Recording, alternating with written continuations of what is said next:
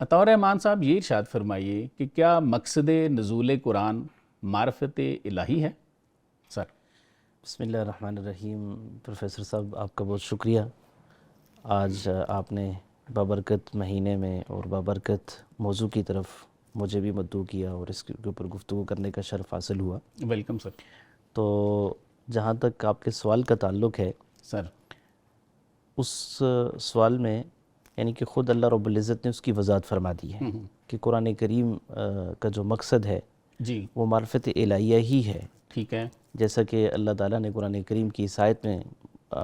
آیت کریمہ میں ارشاد فرمایا، جی بسم اللہ الرحمن الرحیم وما خلقت الجن والانس والانس الا الا لیعبدون۔ لیعبدون۔ ٹھیک، تو امام مجاہد نے اس جو لیعبدون ہے اس کی تفسیر میں لکھا ہے کہ لیعرفون، بالکل ٹھیک کہ ہے، تاکہ میں یعنی کہ میری پہچان ہو، صحیح، مجھے ہمیں معرفت پہچانا، مل جائے اللہ مجھے کی۔ معرفت مل جائے۔ ٹھیک ہے، تو اسی طرح ایک حدیث طیبہ میں یعنی کہ حدیث پاک میں آتا ہے، یعنی یہ حدیث اگرچہ یعنی کہ سند کے اعتبار سے ضعیف ہے، کہ جس میں یعنی کہ کنت کنزا مخفیا، کنزم مخفی ہے، ٹھیک ہے، کہ اللہ تعالیٰ، یہ حدیث قدسی ہے کہ اللہ تعالیٰ ارشاد کرتے ہیں، فرماتے ہیں کہ میں ایک چھپا ہوا خزانہ تھا، صحیح، تو میں یہ چاہ رہا تھا کہ مجھے پہچانا جائے اور میری پہچان ہو، تو پھر میں نے اس کے لیے مخلوق اپنی بنا دی۔ مخلوق پیدا کی ٹھیک ہو اور گیا، انسانوں کو پیدا کیا تاکہ وہ مجھے پہچانے۔ جی لیکن مفہوم کے اعتبار سے اگر دیکھا جائے تو یہ بالکل مفہوم کے اعتبار سے یعنی کہ یہ حدیث بہت اس آیت قرآن کے کے مضمون کے مطابق قرآن کریم کے اس مضمون کے بالکل مطابق ہے، بالکل ٹھیک ہے، کہ جس میں اللہ رب العزت نے یعنی کہ یہ ارشاد فرمایا وما خلقت الجن والانس الا لیعبدون، صحیح، کہ میں نے انسانوں اور جنوں کو اس لیے پیدا کیا تاکہ وہ مجھے پہچانے، میری عبادت کریں، بالکل ٹھیک اور عبادت ہی یعنی کہ وہ ذریعہ ہے جس کے ذریعے انسان اللہ تعالیٰ کا قرب حاصل کرتا ہے۔ ہے، بے شک، جیسے حدیث طیبہ میں آتا ہے کہ آدمی نماز پڑھتا ہے، روزہ رکھتا ہے، عبادات کے اندر لگا رہتا ہے، یہاں تک کہ ایک وقت آتا ہے اس مقام کے اوپر پہنچ جاتا ہے کہ جس سے اللہ رب العزت ارشاد فرماتے ہیں کہ میں اس کا کان بن جاتا ہوں، جس سے وہ سبحان اللہ، سنتا ہے، میں اس کی آنکھ بن حدیث جاتا قرب نوافل کا ذکر فرما قرب رہے ہیں، نواز، جو بخاری کی پہلی جلد بخاری شریف کی حدیث ہے سر، کہ جس میں اللہ رب العزت ارشاد فرماتے ہیں کہ پھر میں اس کا کان بن جاتا ہوں، پھر میں اس کے اعضاء بن جاتا ہوں، ہاتھ بن جاتا ہوں، آنکھ بن جاتا ہوں جس سے وہ دیکھتا ہے، کان بن جاتا ہوں جس سے وہ سنتا ہے، اور بالکل ٹھیک، ہاتھ بن جاتا ہوں، یعنی ہر وہ کام جو انسان کرتا ہے وہ اللہ کی مرضی اور منشا کے مطابق ہوتا ہے، صحیح، اور یعنی کہ یہ وہ مقام اور وہ درجہ حاصل ہو جاتا ہے جس سے یعنی کہ اس کو معرفت الہی حاصل ہو جاتی ہے، اور قرآن کریم کا جو مقصد ہے نزول کا وہ اس کو حاصل ہو جاتا ہے۔ بالکل ٹھیک ہے۔ اب مفتی عطاء رحمان صاحب یہ بتائیے کہ معرفت کا انتہائی درجہ کیا ہے؟ جی پروفیسر صاحب، معرفت کا انتہائی درجہ فنا فی اللہ ہو جانا ہے، واہ سبحان اللہ، کہ آدمی اپنے نفس کو اس حد تک کنٹرول کر لے کہ اس کا جو اندر کا دشمن ہے وہ قابو آ جائے، سبحان اللہ، اور جب اس کا اندر کا دشمن قابو آ جاتا ہے تو پھر باہر کا جو دشمن ابلیس ہے جو اللہ رب العزت اس کے اوپر مسلط کیا ہوا ہے، صحیح، تو اس کی دشمنی سے بھی یہ بچ سکتا ہے۔ صحیح، اس منزل تک کیسے پہنچے بندہ؟ اس منزل کے لیے جو ہے وہ خود اللہ رب العزت نے یعنی کہ نا ارشاد فرمایا ان الذین قالوا ربنا اللہ ثم استقاموا تتنزل علیہم سبحان الملائکہ اللہ، سبحان اللہ، الا تخافوا ولا تحزنوا وابشروا بالجنۃ التي کنتم توعدون، واہ، کہ جب آدمی اللہ کے اوپر یقین رکھتا ہے، ایمان رکھتا ہے، اور پھر اللہ رب العزت کے اوپر اللہ رب العزت کے اس فرشتوں کا نزول شروع ہو جاتا فرشتوں کا نزول شروع ہو جاتا اور ہے، وہ کلام فرماتے عمل ہیں، کے اوپر گفتگو اعتقاد، ہوتی ہے، جی صاحب الہام ہو جاتا ہے، استقامت رکھتا ہے، صاحب الہام ہو جاتا ہے، بالکل ٹھیک، تو بالکل، اللہ رب العزت پھر اس کو یہ مقام اور یہ مرتبہ عطا فرماتے ہیں کہ پھر اس کے اوپر فرشتے نازل ہوتے ہیں، اس کا ایمان مضبوط ہوتا ہے، اس کو مزید معرفت کے درجات حاصل ہوتے ہیں۔ سبحان اللہ، یہ تو سر اس کی انتہا مجھے سمجھ آ رہی ہے، اس کو شروع کہاں سے کریں؟ اس کو دیکھیے یعنی کہ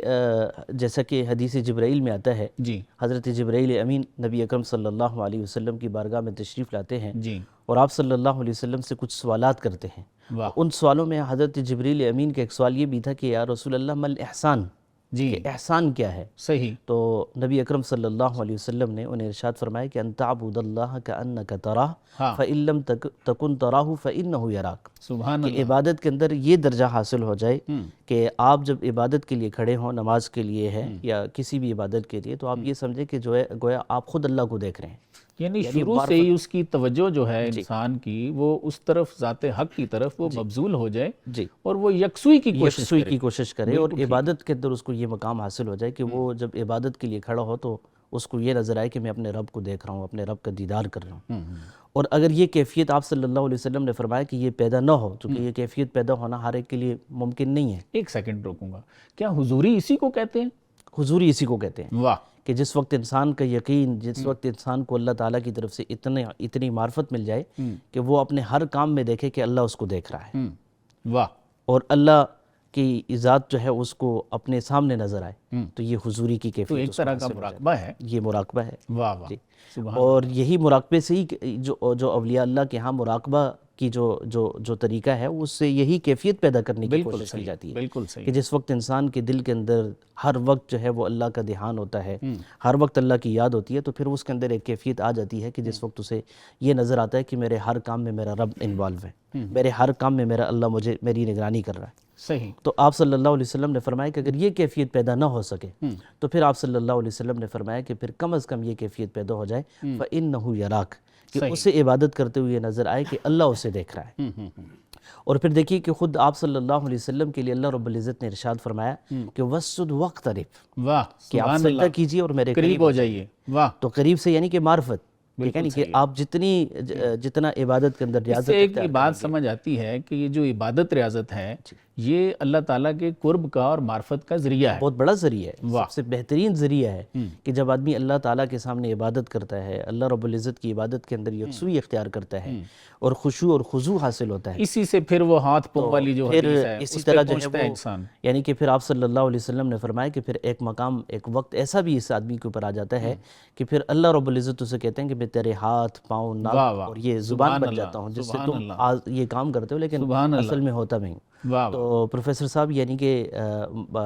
معرفت کا جو اعلیٰ درجہ ہے اور انتہائی درجہ ہے وہ یہ ہے کہ آدمی جو ہے اللہ کے سامنے ایسی حضوری والی کیفیت اس کی پیدا ہو جائے کہ جس سے اس کو ہر وقت اللہ رب العزت کا دھیان، اور صاحب رابطہ بھی ہو جائے کہ فرشتے باتیں کر رہے ہیں، صاحب الہام ہو بالکل۔ گئے۔ اس کو بھی دیکھیے کہ نبی اکرم صلی اللہ علیہ وسلم کی بارگاہ میں ایک صحابی آئے اور انہوں نے آ کر کے آپ صلی اللہ علیہ وسلم سے اپنی حالت کو بیان فرمایا، اور حالت کیا بیان فرمائی؟ انہوں نے کہا یا رسول اللہ، ہم جو آپ کی مجلس کے اندر بیٹھ کر کے جو کیفیت محسوس کرتے ہیں، جب یہاں سے اٹھ جاتے ہیں تو پھر وہ ہماری کیفیت نہیں ہوتی، ہمیں اس کے اندر کمی محسوس ہوتی ہے۔ صحیح۔ تو آپ صلی اللہ علیہ وسلم نے فرمایا کہ اگر وہی کیفیت